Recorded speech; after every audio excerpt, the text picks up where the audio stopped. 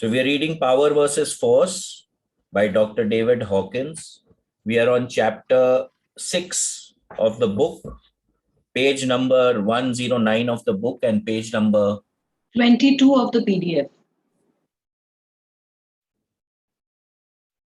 Product development, RJR Nabisco Corporation wasted approximately $350 million to research and produce a smokeless cigarette on the mistaken assumption that smoking is primarily an oral habit. In fact, it has since been discovered that when people go blind, they tend to stop smoking. Smoking has multiple bases, of which oral gratification is only one. A kinesiological test of the market viability of any potential product, including this one, can arrive at clear conclusions regarding public acceptance and feasibility of marketing in less than a minute. Product acceptability and profitability can be ascertained very accurately if questions are phrased with precision and all contingencies are investigated, including timing, markets, advertising, and subpopulations to be addressed. Okay, so now this is interesting. Okay, now what they're saying is that smoking is not just an oral thing. You're visually seeing the smoke going, you're feeling the breath going into your system, right? You're holding the cigarette in your hand. There is a look associated with it. So a lot of things are there which inculcate or make a person smoke, right? And this can be tested. Now, in the last phase over here, he says, very accurately if questions are phrased with precision. So asking the right question is extremely important. If you don't ask the right question, you will never get the right answer. Now, you can test for when should you launch the product, whether some advertising is good or not, whether which is the area of the population that you want to address. All these things can be tested using kinesiology. Now, if you start using these processes and then doing what you're doing, the chances and the probability of success starts to go up. This is the same thing that you can do when you're using Focus 12, when you're using the one breath technique that we learn in the excursion workshop. Your timing can become precise. You will get a feel that, okay, this is the right time to do this. Because again, we come back to the three concepts of time, place, and person. What may be right at one time may not be right at another time. What may be right at one place may not be right at another place. What may be right for one person may not be right for another person, right? So now if we can figure out what is good and what is working for one person and not for the other, then we can target people properly. This you can do with medication also. Which medication is good for you? Which food is good for you? Which dress is good for you? You can just about test literally anything, whether it is working for you or not.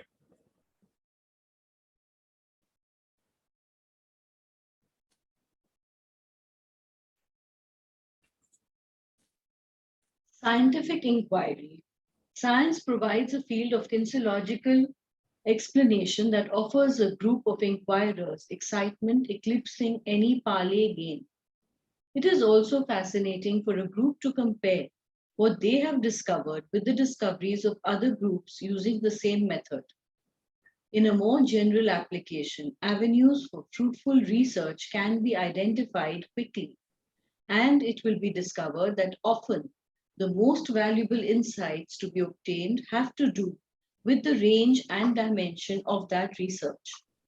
Because this method bypasses limitations of context, one of its most valuable uses is as a check on the process itself, whether or not it is a correct direction to take. We may thus confirm that basic premises from which inquiries originate have validity.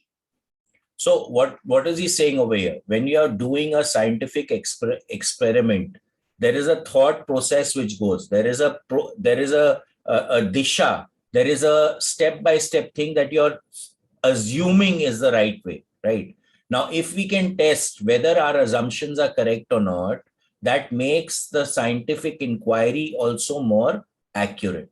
So we will not waste time, we will not waste resources if we can figure out that, okay, this is the way to go or this is the way to go.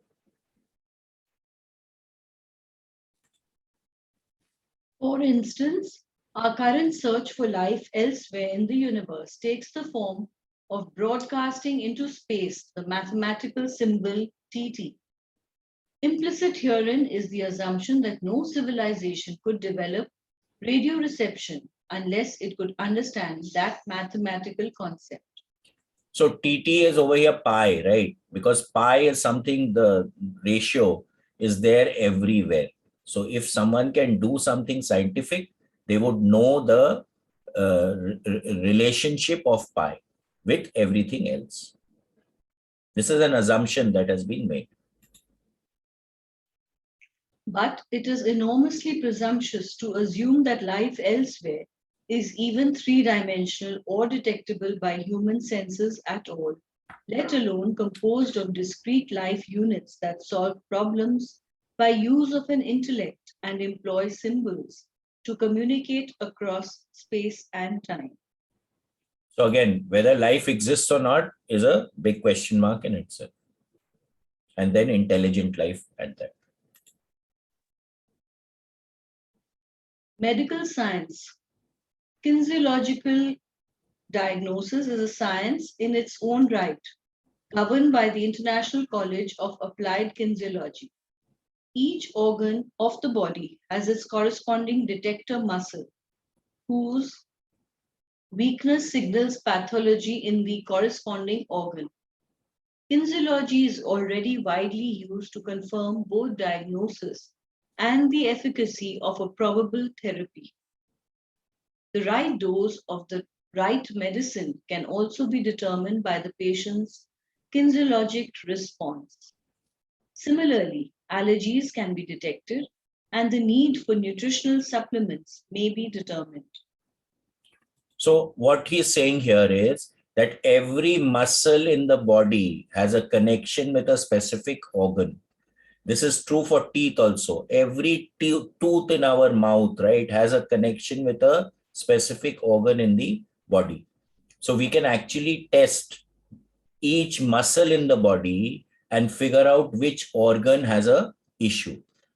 Also, you may be taking the right medicine, but if the dosage is not correct, if the timing when you take the medicine is not correct, it will not give you the result that you want. So this also can be tested using kinesiology.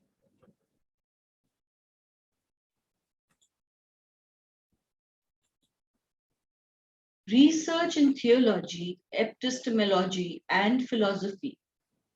Epistemology and philosophy. Though the validity of its application may vary with the capacity, the technique of using kinesiology to ascertain truth itself calibrates at a level of 600. This means that the method described has a degree of reliability which is beyond duality or the realm of ordinary consciousness as we know it in daily life. The level of truth of this book as a whole is approximately 750. Okay, so what he's saying is that you can actually test the validity and the authenticity of anything that is around, right? So they've calibrated the testing process also, whether the testing process calibrates at a high level of consciousness or not. Also, you can calibrate you can calibrate the level of consciousness of every book also, right? Now, if you're reading a book, whether it is calibrating at a high level or a low level, you can actually figure it out. And what is the basic idea? We must always associate with people, with things, with places which calibrate at a higher level of consciousness than us. Because what is the ultimate aim? We are here to get to enlightenment, right? So we must always hook ourselves to someone who is at a higher level of consciousness. We must do things which are operating at a higher level of consciousness. We must be in places which are calibrating at a higher level of consciousness, because association will also shift our level of consciousness. So when we are reading this book, you can actually measure the level of consciousness of the process you're doing. So let's say you're attending a workshop, you can measure the level of consciousness at which that workshop is working. So you have to figure that out, right? That today, will that workshop help me to go into a higher level of consciousness or not? If you're meeting people, what is the level of the consciousness of the people? If you're associating with an organization, what is the level of consciousness of the organization? If it is operating at a low level, then it becomes difficult for you to raise your level, because they will attempt to pull you down. Yes, you will attempt to pull them up. Now, this was the reason why we went around spiritual people, because their level of consciousness was higher. And when we were in their field, our level of consciousness also started to automatically go up. So this is something also that we can test using the ring test. Research in theology, epistemology, and philosophy. Though the validity of its application may vary with the capacity for awareness of the observer, the technique of using kinesiology to ascertain truth itself calibrates at a level of 600. This means that the method described has a degree of reliability which is beyond duality or the realm of ordinary consciousness as we know it in daily life. The level of truth of this book as a whole is approximately 750. To maintain that level throughout, the truth of every chapter, page, paragraph, and sentence has been examined by use of the method described, and all statements and conclusions have been similarly verified. So in this book, every line has been tested. So when we are constantly talking about, let's say, the words like trying and attempting, right? What is the level of consciousness at which trying calibrates, and what is the level of consciousness at which attempting calibrates? Let's all do it. Let's all do it and just put it on the chat what you're getting. So let's say I'm saying trying. What is the level? Is it above 100? Yes. Is it above 200? No. So 110, 20, 30, 40, 50, 60, 70, 170. Trying is coming at 170, right? Now, if I'm attempting, if I'm using the word attempting, is it above 100? Yes. Is it above 200? Yes. 210, 20, 30, 40, 50, 60, 70, 80, 90, 300, 310, 320, 340, 350, 360, 370. So it's opening at 370. So attempting as a word calibrates at 3 at this point in time, of course, and with me checking, it is coming at above 350, whereas trying is calibrating at 170. So which is the word that we should use, right? It's a no-brainer that we must use attempting instead of trying. So like that, if we can even pay attention to the words that we are using, it can become a very powerful way in which we actually shift our levels of consciousness.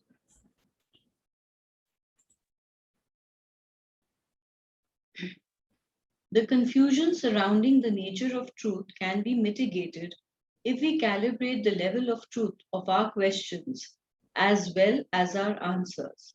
So now this is also, sorry. Now this is also a beautiful thing, right? So when we are framing a question to ask it, we can also ask the level of consciousness at which the question calibrates. So what is the efficacy of the question becomes very important. And then when we get an answer or we get a response, what is the level of consciousness at which the answer is calibrating?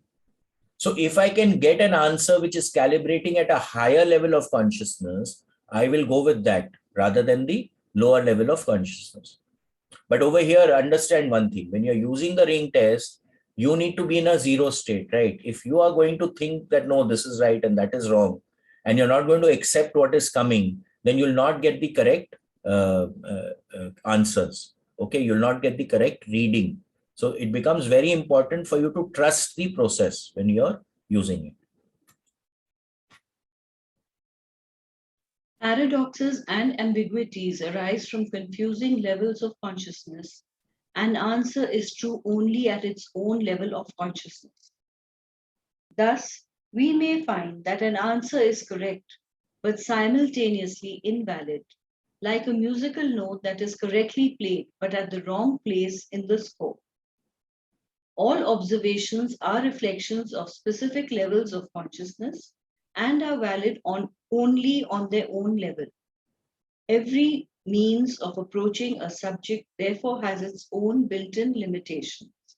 So what does this mean over here? Now, let us say a student is in class 2, right?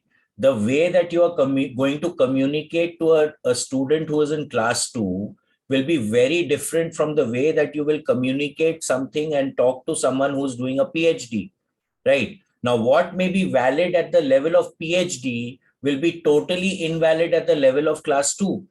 So when you are communicating with someone, the level of consciousness will also calibrate according to the situation and the scenario in which you are working, right? So that also needs to be taken into account when you are doing this. For example, if I ask a question, this is a question I keep asking about time, place, and person. Is a swimming trunk bad or good? Or what level of consciousness does a a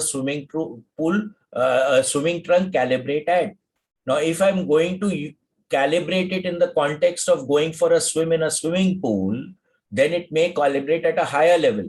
But if I'm going to calibrate it that I'm going to wear it for a board meeting, then it may calibrate at a much lower level. So again, we need to keep these scenarios in mind also when we are doing the calibration.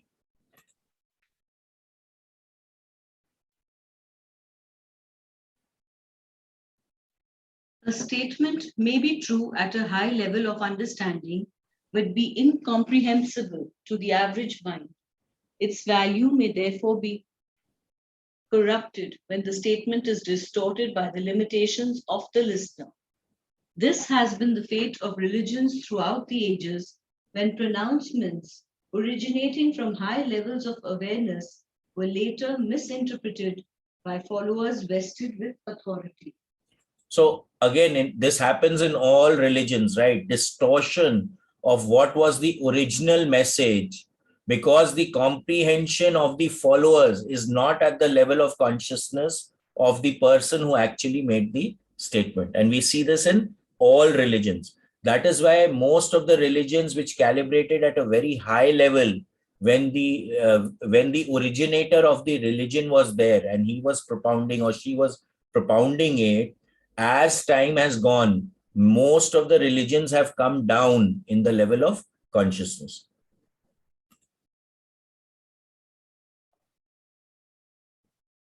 Such distortion can be seen to an extreme degree in fundamentalist sects of any religion. The fundamentalists' interpretation of religious teachings proceeding always from negativity is removed by this negativity from truth. The lowest depictions of deity are of a God who is jealous, vengeful, and angry, a God of death far removed from the God of mercy and love. The God of righteous negativity represents a glorification of the negative and provides for his followers a disavowal of responsibility through justification of human cruelty and mayhem. Pain and suffering in general increase as one nears the bottom levels of consciousness. So again, the gods also have a level of consciousness at which they are operating. The way that you associate with the gods, what is your thinking process when you're thinking of a god will adjust the level of consciousness with which that god will connect with you, right? So what is the level of consciousness that you are being taken to when you are associating with a spiritual practice? This is also something that needs to be tested, and you need to figure it out for yourself. What is raising your level of consciousness? Because all spiritual endeavors are done basically to raise our level of consciousness. They are not meant to give anything else to us. At the end of the day, it is only to raise our level of consciousness. Okay. So we need to be very aware of what we are associating with. Yeah, this is very confusing. How can the gods be? What do you mean? I mean, I didn't get this. How can the gods be negative?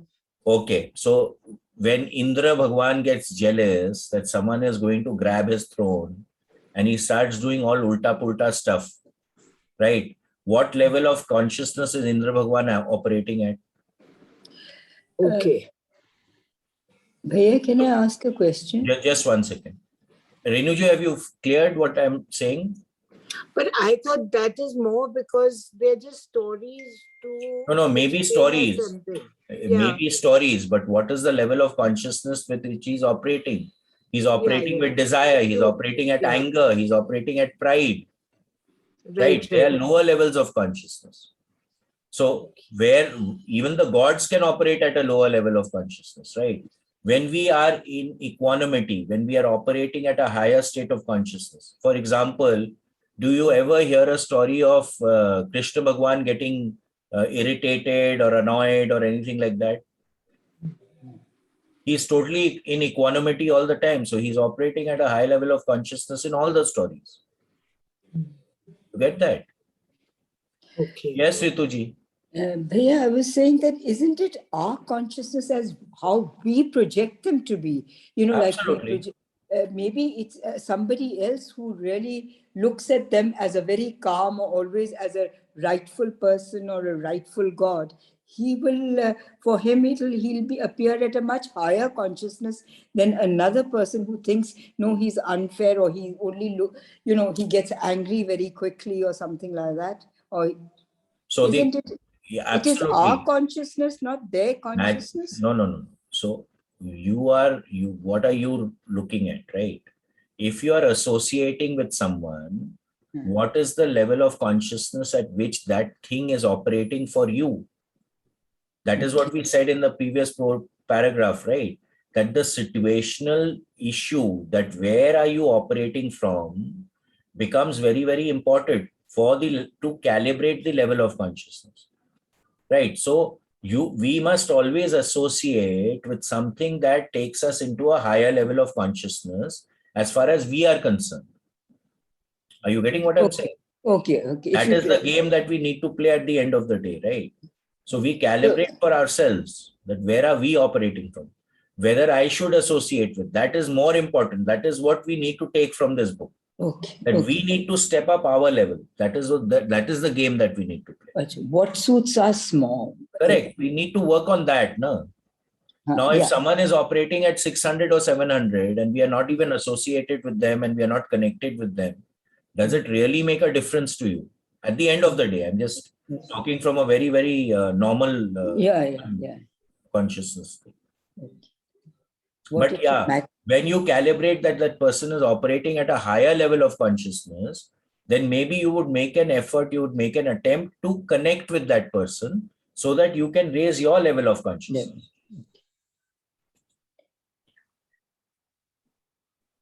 The truth of each level of consciousness is self-verifying in that each level has its native range of perception, which confirms what is already believed to be true. Thus, everyone feels justified in the viewpoints which underlie his actions and beliefs. That is the inherent danger of all righteousness. Anyone can be righteous, from the killer who justifies his rage to ecclesiastic demagogues and political extremists of all persuasions. By distorting context, it is possible to rationalize and justify virtually any human behavior. The human dialogue, in its enormity. So over here it says, all wars are started by righteous, that people who think that what they are doing is righteous. Okay, so they become perpetrators of war because they think it is righteous. So again, we have to look at the levels of consciousness in a very much broader perspective and see the inner workings of these levels also. So where are we operating from is the question that we need to constantly ask ourselves.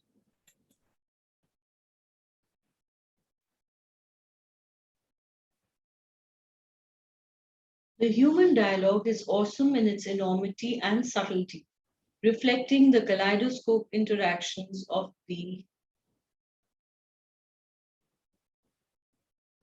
powerful attractor energy fields constituting man's consciousness. The brilliance of the world's great philosophers through 25 centuries has been staggering in its scope and complexity. Yet, overall, there are few areas of agreement as to the nature of truth. Without an objective yardstick, every individual who has ever lived has had to sift through the changing reflections of life to discern his own truth. This seems a never ending struggle to which man is condemned by virtue of his own mental design. So basically what he's saying here is that there's a constant seesawing of opinions, right? So in one period of time, it was that breastfeeding is very good. Then it went the other way, that breastfeeding is the worst thing you can do. Then it's come the other way, that breastfeeding is the best thing you can do. So this is constantly going, right?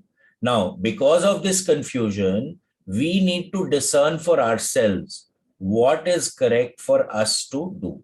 And this process can actually help us to discern what is good for us. So basically, we need to come to that conclusion that under the circumstances, under the situation, under the level of growth, under the level of consciousness that we are operating, what can shift us into a higher level of consciousness? This is what we need to really work with.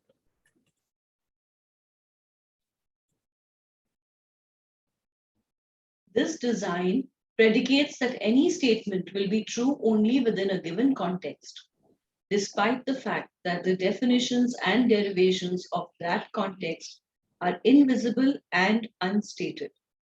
It is as though every individual is exploring life with a compass that has a unique setting, that any meaningful dialogue at all is possible bespeaks man's enormous compassion for his own condition and attests that giving cohesion to the whole is an all-inclusive, overarching attractor field that facilitates the manifestation of the possible into the actual. So, one second. So again, we come to the same thing, right? That every one of us is unique. Every one of us is individual. We all have our own life experiences. So what may be right for one person may not be right for the other person. So we need to discern what is taking us into a higher state and what is taking us into a lower state. Now, something that with the small guy, which we keep talking about in the excursion, the small guy and the big guy, in the view of the small guy, something may be very good for us, but in the overall picture, it is actually not good for us. So being able to discern that, right, to disconnect from the small guy, to get into a deeper state of consciousness, to actually discern what is good for us, this process can actually help us to really do that, because the kinesiological process is not logical, right? The logical mind you have to keep aside when you want to use this process. When you want to use the ring test, you have to keep the conscious mind apart, and actually non-interference testing has to be done by you to get accurate feedback and accurate results. Yes, Aisha?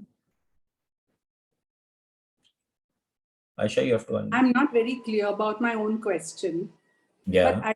But my thing is that just now in the world, if you see what's going on all over, there's so much hatred being generated by leaders in the name of righteousness, as has been perfectly said, me against you, them against us, all kinds of nonsense, ego and past histories being brought into it.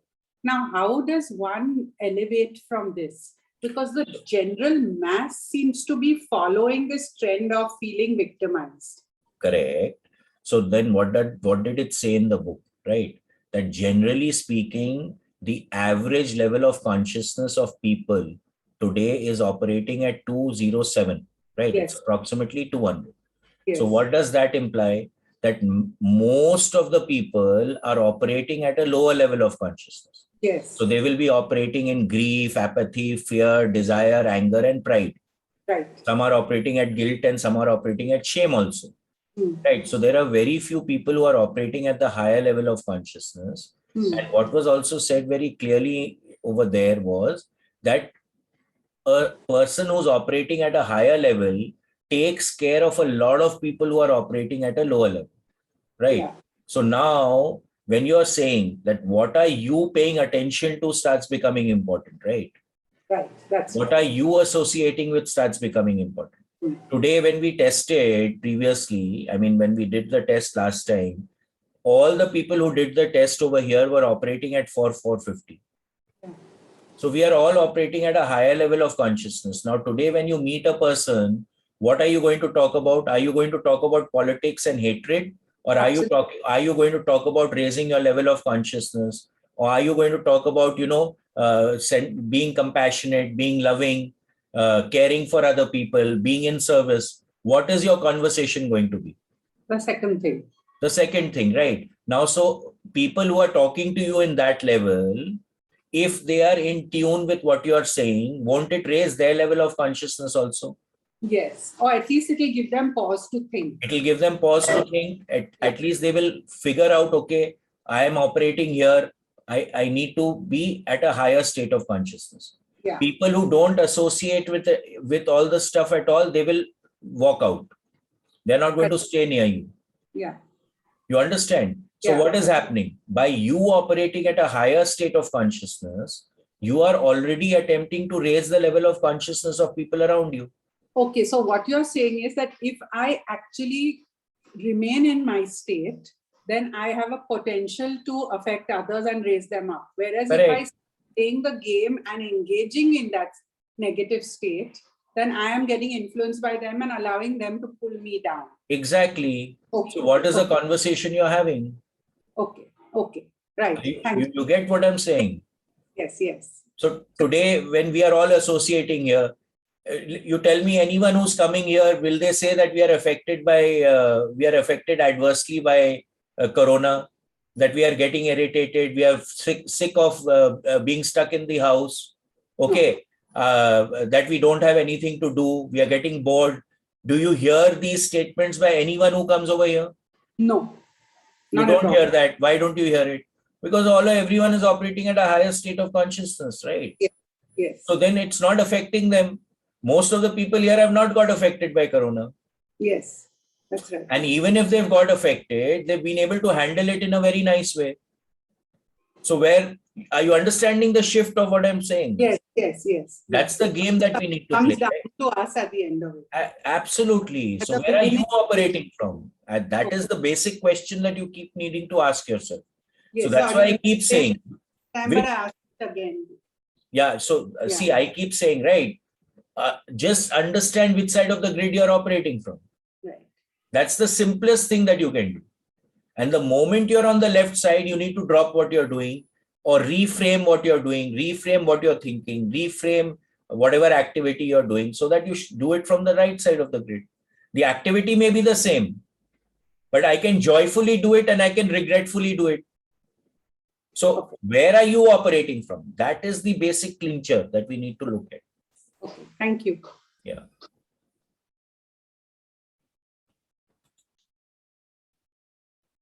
Concordance emerges from the organizing patterns hidden behind apparent chaos.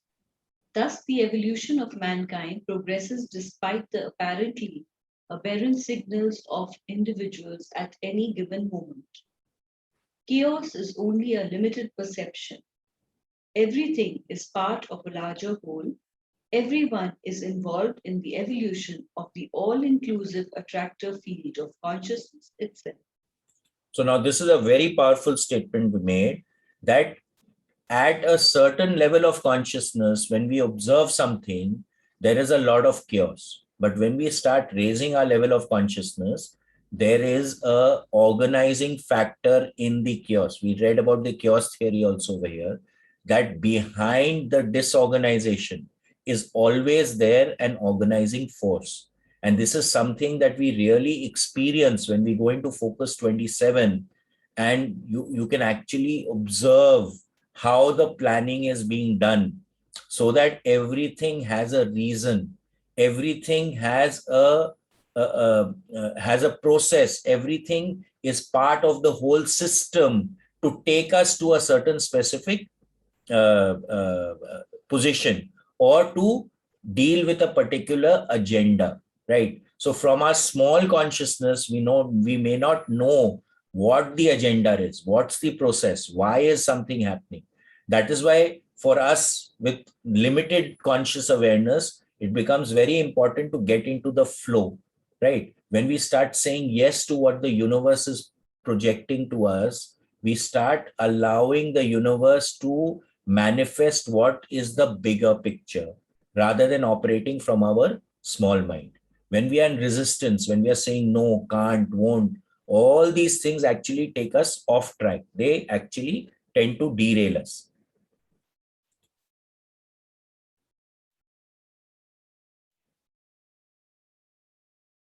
It is this evolution innate to the overall field of consciousness which guarantees the salvation of mankind, and with it, of all life.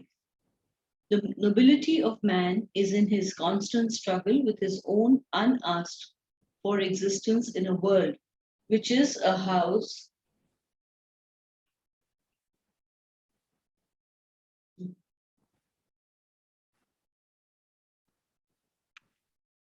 of mirrors. His sole support, his faith in the process of life itself. So we are in a house of mirrors, right? We are responsible. We read this in Zero Limits, that we are actually responsible for everything that is happening to us, right? Now, most of the time we don't take responsibility. We are always playing the blame game. You didn't do this, this didn't happen because of this, because of that. But we don't take responsibility. When we don't take responsibility, that is what is mirrored in our life. So we need to take responsibility and we need to allow the flow to take place. That is when we can go towards our agenda, what was actually planned. What did we plan in that higher state of consciousness? In Focus 27, we really realize also that we are the ones who are creating our life story. We are the ones who actually decide what do we want to experience in this lifetime. Okay, no one else is doing it for us. We are taking that decision, but we forget when we come here, and that is when we start playing the blame game, right? We do not understand that if something in our small perception something is going wrong or something is bad, then we are the creators. We are responsible for bringing it into our life. And the trick here is to learn the lesson that we need to learn from that, and that will transcend it. We keep talking about patterns. We keep repeating whatever the patterns are, right? When a pattern is there, you need to pay attention because the universe is telling, boss, you wanted to do something else, but you're not learning this lesson. So how can you go forward? Learn the lesson, and then we can move forward.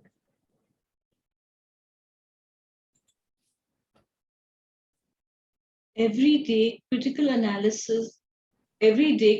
point analysis. This chapter 7. Chapter 7. The potential applications for research we have described thus far give some suggestion of the limitless uses to which this method lends itself. As the interaction of attractor fields of energy with human consciousness reveals itself in an interaction of mind and body, the basic level of available energy in any enterprise can be calibrated by anyone, anywhere, anytime.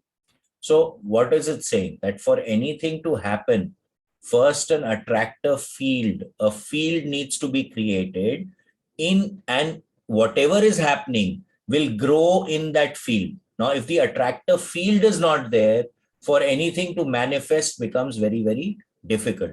So I've developed a method of calculating of probability, right? Whether this will happen or not, what is the probability? So the probability is connected with the attractor field getting generated. If the attractor field is not there, the probability of something manifesting comes very, very down. It comes low. Okay. And this can be calibrated by anyone. You can use the ring test also to calibrate. What is the probability of something manifesting? What's the probability of something happening? Now, and then the next question can be, what can I do to enhance the probability of this thing manifesting? Okay, this becomes a beautiful game to play, but it needs to be played with gentleness, without ego, right? When the conscious mind starts to come in and you start getting accurate results, the ego will start kicking in. And that is what you need to pay attention to. Because if the ego kicks in, you're not going to get right answers, because the ego will drive the answer that it wants. It will push you towards the answer that you want. So that being in that centered and equanimous state, when we are using this process, becomes very, very important.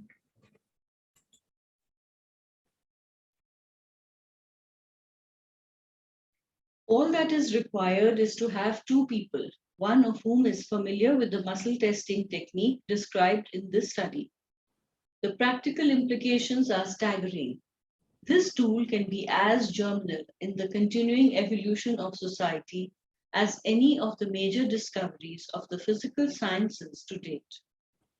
Let us spell out in more pragmatic detail what this could mean in everyday life.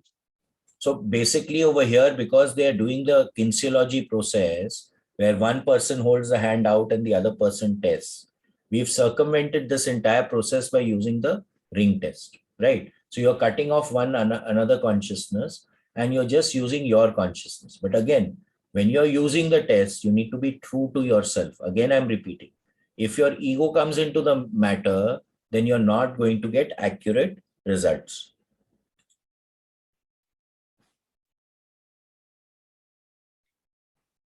Inasmuch as the calibrated power of an identified attractor pattern is directly related to its degree of veracity or level of truth, it is possible to cleanly distinguish true from false, constructive from destructive, the practical and efficient from the unworkable and wasteful. We can identify motive, agenda, and goal in any project or in individuals themselves. Sheep's clothing need no longer hide the wolf. So again, what he is very clearly saying here is that nothing is hidden. Okay, you cannot hide anything. If you can test properly, everything is known. It's very simple. You can test for anything on earth. And the more discerning you become, again, I'm repeating, the more you can keep your ego out of it, the more you can understand the language, right? In all the workshops that we are conducting, we keep telling you that you need to develop a language for yourself in these higher states of consciousness. Like that, when you're using the ring test, you need to develop the language, you need to develop the feel, the subtlety, so that you can get accurate results. Yes, Mukul Bhabi? So my query is that to test yourself, to test your situation, all that I understand very well. I mean, it's clear and I'm able to do.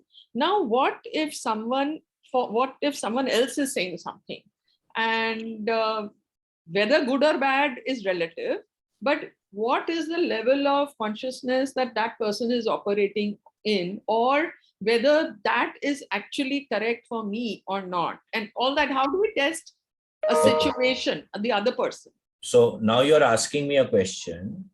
So I can test what level of consciousness is Mukul Bhabi asking this question from. Okay. Okay, so if I'm testing, is it above 100? Yes. Above 200? Yes. 210, 20, 30. 30 mein nikal raha hai. So this question is coming from the level of consciousness of 210 or 220, which is above 200, but it's not at a higher level of consciousness. Yeah. Okay. So now suppose you reframe the question. Is it possible for me to test, right, whether what that other person is saying is taking me to a higher level of consciousness or not? Yeah.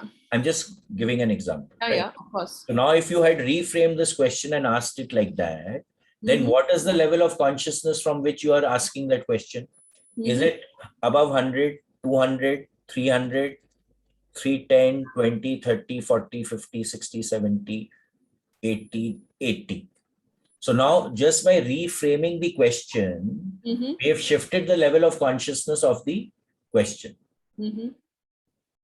Have you understood what I'm saying? Yeah. I'll share an example with you. Okay, I just went to Bangalore and I went to visit one site. Now I'm feeling the land over there is literally dead. It's not moving at all. And it was becoming difficult for me to move the land for whatever reason.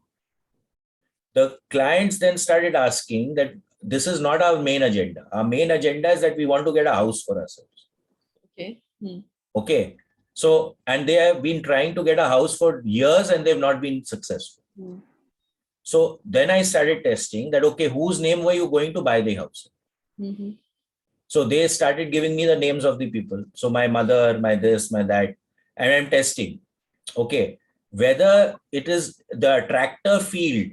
So when I'm testing probabilities, right? So whether the attractor field has been created for this person to get a house of their own.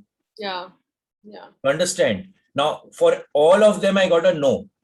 Okay. The probability was like on a scale of 1 to 10, it was coming below 1. So now it's not going to happen. Right. So then I asked, okay, do you have children? So they gave the names of 2 children. So when I tested, the probability of the children having a house in their name was pretty high. Yeah. On a scale of 1 to 10, it was at 8 point something. Right. The moment we struck that, the energy of the place that we were in also shifted. Because what was their main agenda? That the house. Right. The moment that cleared up, this also cleared up. So everything is interrelated and interconnected. When we can discern the level of consciousness of something, it can create a shift somewhere else for us also. Because it's all interrelated, right?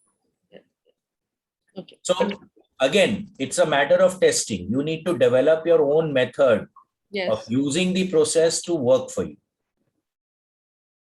You get what I'm saying, right? Yeah, I've understood. Yeah. Thank you. Okay, I think we can stop here now. Okay, I'm stopping the recording.